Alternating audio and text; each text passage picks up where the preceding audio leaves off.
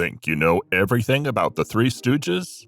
Well, get ready to have your mind blown. Discover the untold secrets and surprising facts about these comedy legends in Everything You Didn't Know About the Three Stooges. The surprising truth about Curly's bald look.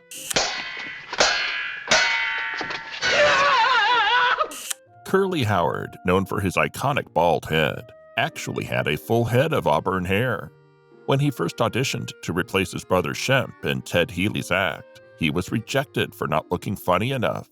Determined to prove himself, Curly made a drastic decision. According to Mental Floss, Curly shaved off all his hair except for his large handlebar mustache. This bold move caught Healys' attention and landed Curly the part. However, his hair did make a cameo appearance on screen in the non-speaking role of Hold That Lion after Shemp had taken over. They worked for pennies. In the early days at Columbia Pictures, the Three Stooges were contracted for $1,000 a week. But there was a catch. They soon realized that the pay was for the trio, not individually, meaning they had to split it evenly. This left them earning around $333 a week each, a severe underpayment considering their talent and success. Their pay increased to $7,500 a week after the success of their short film, Men in Black. However, the money still had to be divided equally. Despite their incredible popularity over 23 years at Columbia, these Stooges faced annual contract negotiations with stingy boss Harry Cohn, who claimed the shorts division wasn't profitable. Fearing Cohn's alleged criminal connections and believing his spin, these Stooges worked for a meager salary throughout their careers. In 1957, when Columbia shut down their shorts department, the trio was ultimately fired. Their surprising Oscar nomination. In the golden age of Hollywood, short films were immensely popular, and the Three Stooges were no exception. Their iconic phrase, "Paging Dr. Howard, Dr. Fine, Dr. Howard," Emergency call 6672. Calling all cars, calling all cars, calling all cars, calling all cars, calling all cars, originated in their short film Men in Black, which achieved a remarkable feat. It became the only Three Stooges film to be nominated for an Academy Award. Released in 1934, Men in Black was a comedic parody of the Clark Gable medical drama Men in White. The Stooges portrayed well-meaning doctors who unintentionally caused more harm than good. This hilarious short earned an Oscar nomination in the category of Best Short Subjects Comedy. While they didn't win the prestigious award, the nomination itself was an incredible honor. The critical and financial success of Men in Black led to the Stooges receiving higher weekly salaries and improved contracts. Regrettably, they lost to the RKO musical short La Cucaracha. Nevertheless, Men in Black remains the only film in their extensive library to achieve this esteemed recognition. Sean Penn almost played Larry. The Farrelly brothers, known for their comedic hits like Dumb and Dumber, had long harbored a dream of bringing the iconic trio, the Three Stooges, back to the big screen in a big-budget continuation of their slapstick comedy. Their ambitious project aimed to capture the essence of the Stooges' humor, rather than delve into their real-life stories. In 2009, the Farrellys came tantalizingly close to realizing their vision when acclaimed actor Sean Penn agreed to take on the role of Larry. Alongside Penn, Benicio del Toro was cast as Moe, and Jim Carrey signed on to portray Curly. Carrey even committed to the role by undergoing a physical transformation, putting on 40 pounds of extra weight. However, despite the promising lineup and Carrey's dedication, the project ultimately fell through, leaving fans disappointed. It would be several more years before the Farrelly brothers finally brought the Three Stooges to the silver screen in 2012, with a different cast. Sean Hayes stepped into the shoes of Larry, Will Sasso portrayed Curly, and Chris Diamantopoulos embodied the role of Moe. Live performances and the legacy of Curly. Before they became TV and movie sensations, the Three Stooges delighted audiences with their live performances. While today's fans primarily enjoy their 200-plus shorts on television, there was a time when people could witness their nose-tweaking antics in person. During their tenure at Columbia Pictures, the trio took their act on the road, touring different cities throughout the 1950s and 1960s. However, after the unfortunate passing of Curly Howard in 1952, Joe DeRita joined as the replacement stooge for their live shows. This transition occasionally confused young fans who attended the live performances. Larry Fine, known for his curt responses, encountered one such situation. A 7-year-old guest, puzzled by Curly's absence, asked Larry, "Where's Curly?" To which he bluntly replied, "Curly's dead." Their surprising Hollywood marriages. The Three Stooges not only entertained audiences with their slapstick comedy, but also had remarkable success in their marriages, a rarity in Hollywood.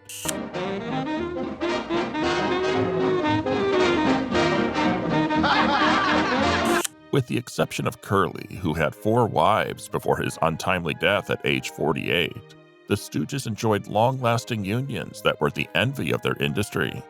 Mo Howard was married to Helen Schonberger for an impressive 50 years, while Larry Fine shared 41 years of marriage with Mabel Haney. Shemp Howard had a nearly 3-decade-long marriage with Gertrude Frank. Joe Besser and his wife Erna Kay celebrated 56 years together, and Joe DeRita had a loving 30-year marriage to Bonnie Brooks, followed by a 26-year marriage to Gene Sullivan. Beyond their successful marriages, Mo and Larry were devoted family men. Mo enjoyed spending time at home gardening and barbecuing, while Larry often traveled with his wife and children for his gigs. Their commitment to their loved ones was unwavering. When tragedy struck and Mabel Fine passed away suddenly in 1967, Larry immediately left a personal appearance to fly home, leaving the other 2 Stooges to manage on their own. The hidden dangers on the Stooges film sets. Throughout their comedic career, the Three Stooges entertained audiences with their slapstick humor and physical gags.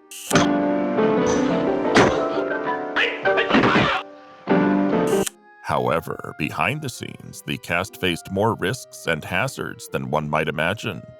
While their routines were well rehearsed and accompanied by Foley sound effects, the Stooges still endured numerous dangers during filming. Director Ted Healy, known for his vigorous slaps and punches, spared no force when it came to striking his comedic trio. Larry Fine recalled an incident during the filming of Three Little Pigskins, where the script required them to be tackled by professional football players. Recognizing their limitations as stunt performers, the Stooges insisted on hiring doubles. The doubles, unfortunately, suffered injuries, including broken ribs and limbs due to the intense tackle. Even the iconic pie fights, expertly orchestrated by Mo, posed serious risks on set. With limited budgets and the need for multiple takes, the crew resorted to reusing thrown pies. However, this meant that remnants of previous pie fights, including debris from the studio floor, would find their way into the pies. Nails and wood shards occasionally mixed in with the gooey mess, creating unexpected hazards for the cast. Curly Howard was the dog lover. Beyond his iconic comedic antics, Curly Howard, the youngest Howard sibling, had a passion for our four-legged friends. A true dog lover, Curly would often rescue dogs he encountered during his travels and provide them with a caring home until he could find them permanent families. It's estimated that Curly owned around 5,000 dogs throughout his life, often having up to 7 furry companions at a time. Curly's affection for dogs was so profound that he even had a clause in his Columbia contract, allowing him to have up to 2 of his beloved canines join him on set during filming. So, whenever a dog made an appearance alongside Curly during his tenure as a stooge, there's a good chance they were his very own furry pals. Lucille Balls' early encounter with the Three Stooges. You wouldn't know a thing about that, would you? Oh, nay. In a lesser-known chapter of her illustrious career, comedic icon Lucille Ball made an early appearance alongside the Three Stooges in the 1934 short film Three Little Pigskins. This marked one of Ball's first roles before she would go on to captivate audiences with her iconic TV show, I Love Lucy. In the short, Ball portrayed Daisy, one of the recruiters who persuades the dim-witted trio to join their college football team. This early collaboration showcased Balls' talent for physical comedy, a skill that would later become a hallmark of her own performances. Interestingly, during the filming of Three Little Pigskins, Ball sported her blonde hair, a departure from the signature red hair she would later be known for. Reflecting on her experience working with the Three Stooges, Ball humorously remarked that the most important lesson she learned from them was, quote, how to duck. How Curly got his nickname. Jerome Horowitz, affectionately known as Curly, acquired his iconic nickname through mistake. Originally called Jerry as a child, he also earned the nickname Babe due to being the youngest among the Horowitz siblings, despite sharing the name with Shemp's wife, Gertrude. When Shemp departed to join Vitagraph, leaving Moe in need of a replacement stooge, he immediately thought of his brother Babe. However, Babe's initial audition didn't quite hit the mark with Ted Healy, as he sported a full head of hair and a mustache that Healy deemed less amusing. Legend has it that Babe swiftly took action by shaving his head. Returning just 20 minutes later, Healy remarked, "Boy, don't you look girly?" Moe misheard the comment, interpreting girly as curly. Recognizing the comedic potential of a nearly bald man named Curly, everyone agreed to rename Jerome on the spot, solidifying the enduring moniker. Later, due to illness preventing him from continuing with the Stooges, Curly allowed his hair to regrow. He briefly returned to acting, making an uncredited impromptu appearance in the film Hold That Lion, a unique occasion where all three Howard brothers shared the screen. 2 years later, he made an unrecognizable appearance as a chef in Malice in the Palace, though his footage from that film ended up being left on the cutting room floor. The Robotic Stooges. In a surprising departure from their classic slapstick comedy, the Three Stooges ventured into the realm of animation with the peculiar series known as the Robotic Stooges. Designed to be the world's most perfect electronic robots, the Robotic Stooges! Running for 2 seasons from 1977 to 1978, this animated show took a more futuristic and sci-fi approach, a departure from their traditional antics. The concept of the Robotic Stooges was a curious blend of the Stooges' trademark humor and elements reminiscent of the popular Star Wars franchise. Imagine a trio of cyborg Stooges, blending robotic technology with their unique brand of comedy. It was certainly a departure from their iconic live-action performances, and the concept of Robotic Stooges was, well, a unique experiment that didn't quite catch on with audiences. Curly's signature walk was born from an unfortunate accident. Curly Howard, the comedic genius of the Three Stooges, is renowned for his distinctive physicality and comedic mannerisms. Among his iconic traits, his paunch frame and shaved head played a significant role in shaping his character and comedic style. However, it was Curly's famous shuffled walk that had an unexpected origin, long before his stage performances.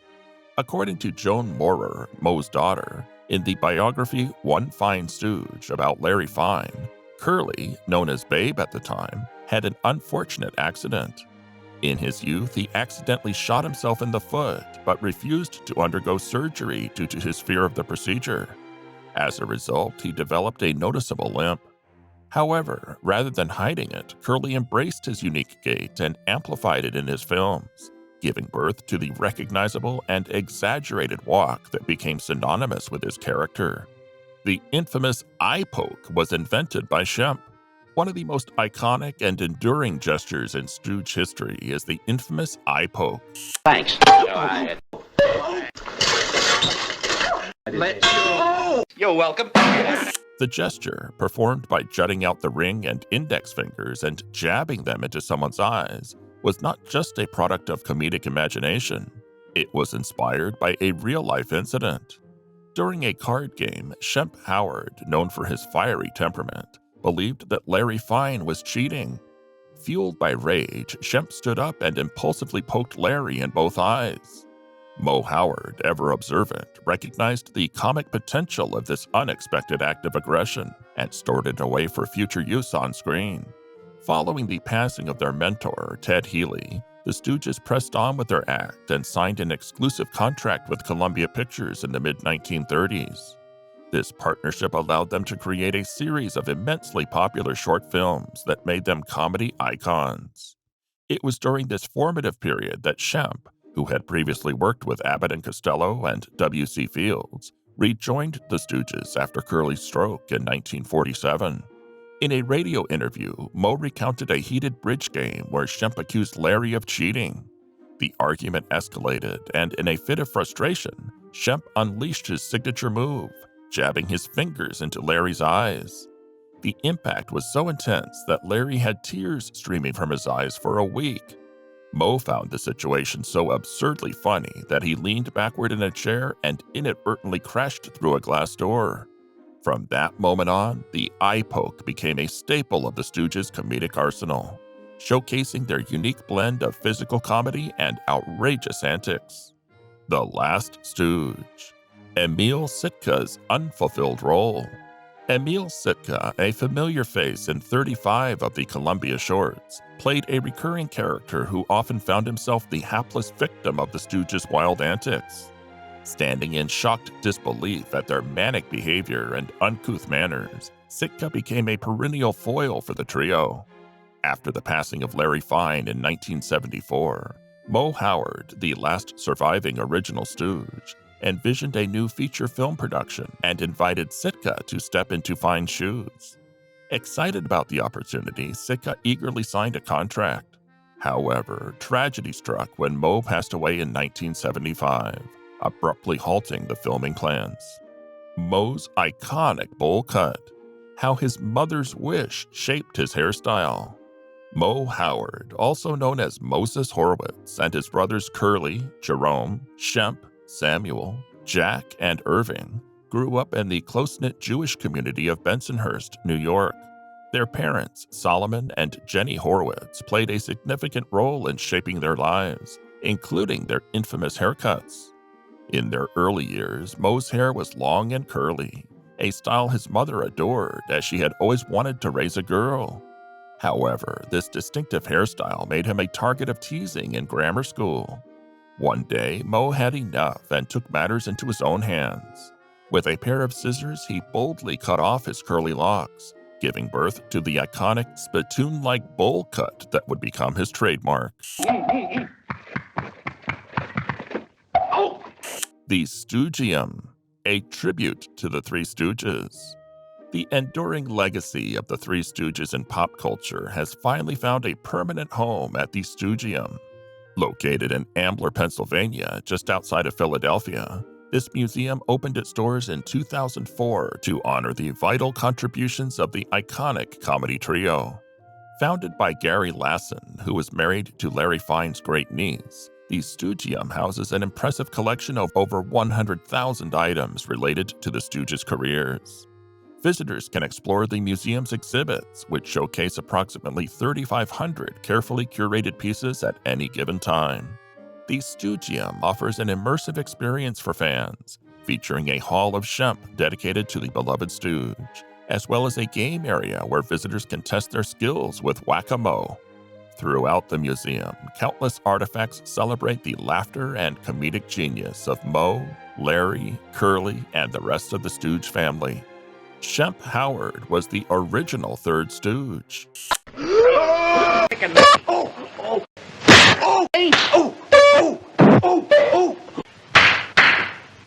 While many fans are familiar with Shemp Howard as a member of the Three Stooges, his role in the group's formation and lineup changes is often overlooked.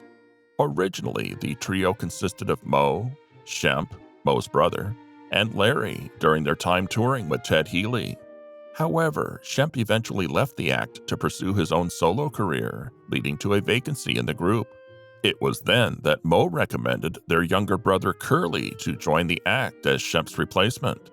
Curly became an integral part of the group until his departure in 1946. At that point, Shemp returned to fill the void and rejoin Moe and Larry. However, the lineup changes didn't stop there. Shemp passed away in 1955, prompting Moe and Larry to search for a new addition. They recruited Joe Besser, a comic actor with a Columbia contract, in 1956. Besser had certain provisions in his contract, including a clause that prevented excessive abuse during the physical comedy, even ruling out any pie-related antics.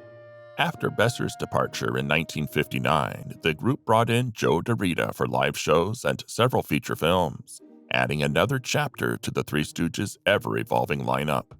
Stooges versus Hitler. During World War II, Hollywood played its part in ridiculing Adolf Hitler and his Nazi regime. Surprisingly, the first American film to openly mock Hitler came from an unexpected source, the comedic trio known as the Three Stooges. In 1940, they released a short film titled You Nazty Spy, which satirized the despised dictator. Those are my orders. Hail, hail, hailstone! Wahoo! Mo Howard, portraying a parody version of Hitler, captured the attention not only of audiences, but also of the real Hitler himself. According to reports, Hitler had a list of people he wished to eliminate, and the Three Stooges found themselves near the top of that list. What made it even more insulting to Hitler was the fact that all Three Stooges were Jewish. Despite being targeted by Hitler's wrath, the Stooges remained unharmed. Their fearless and irreverent comedy managed to get under the skin of one of history's most despised figures. In fact, the Stooges inadvertently made history by being the first to openly ridicule Hitler in an American production, preceding Charlie Chaplin's iconic film, The Great Dictator, by 9 months. Ted Healey's mysterious death. Take scotch and soda. You will, eh? I love that nonsense. Oh, listen, I beg your pardon. Ted Healey, the vaudeville performer who played a pivotal role in launching the Three Stooges' career, met a tragic end shrouded in mystery. After learning that his wife was pregnant, Healey decided to celebrate by indulging in alcohol. As the story goes, while at a bar, Healey got into a confrontation with 3 men, resulting in a violent beating. He was left in the parking lot and later passed away on that same day, although the exact cause of death remains disputed. MGM, the studio with which Healey had been associated, officially attributed his death to a heart attack. However, a coroner's report suggested that his alcoholism played a significant role. Unofficially, it is widely believed that the injuries sustained during the bar brawl were the true case of his demise. Regardless of the precise cause, Healey's untimely passing was a devastating loss to the comedy world. He is fondly remembered by fans for his contributions to the art of comedy. Healey's volatile nature and excessive drinking had strained his relationships over the years. In 1934, the Three Stooges decided to part ways with Healey, seeking independent fame in the film industry. This marked a significant turning point in their careers as they pursued their own unique path to stardom. In 1937, Healey's volatile lifestyle caught up with him. Following an argument with Pasquale Di Chico, an associate of mobster Lucky Luciano, Healey met a tragic fate. He was fatally beaten outside a bar on the Sunset Strip. It was believed that actor Wallace Beery and future James Bond producer Albert Cubby Broccoli witnessed the altercation. However, no one was ever charged in connection with Healey's death. There were also unconfirmed rumors suggesting that Shemp, one of the Stooges, may have had information about the violent encounter, but fear of retribution from the notorious Luciano likely prevented the truth from surfacing. Larry Fine and his violin.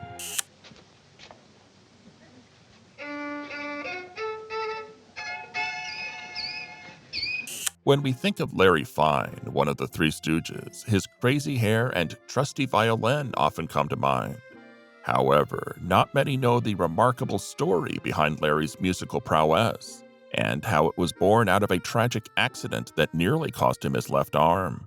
Growing up in South Philadelphia, Larry, whose real name was Louis Feinberg, began playing the violin at a young age. But this wasn't just a casual hobby. It was a means to overcome the devastating consequences of a serious accident. Larry's father, a jeweler, kept corrosive chemicals in his store. At the tender age of 4, Larry accidentally grabbed a bottle of oxalic acid, which he mistook for a drink. Thankfully, his father swiftly intervened, knocking the liquid out of his hand. However, some of the chemicals splashed onto Larry's left arm, causing severe burns that reached the muscles. Although Larry received a skin graft, his arm remained weak. To regain control and strength, his doctor recommended boxing, but his father disapproved. It was Larry's mother who suggested he take up the violin as a way to strengthen his left arm. Little did they know that this decision would shape Larry's future in show business. Larry's musical talent quickly flourished. By the age of 9, he played with the prestigious Philadelphia Orchestra. As he embarked on his career in comedy, Larry's beloved violin became a recurring part of his act. Stooge fans may recall his memorable performances with the instrument in shorts like Punch Drunks and Disorder in the Court. Thanks for joining us on this fascinating journey through the world of the Three Stooges. If you enjoyed this video, don't forget to like, subscribe, and hit that bell icon for more upcoming content.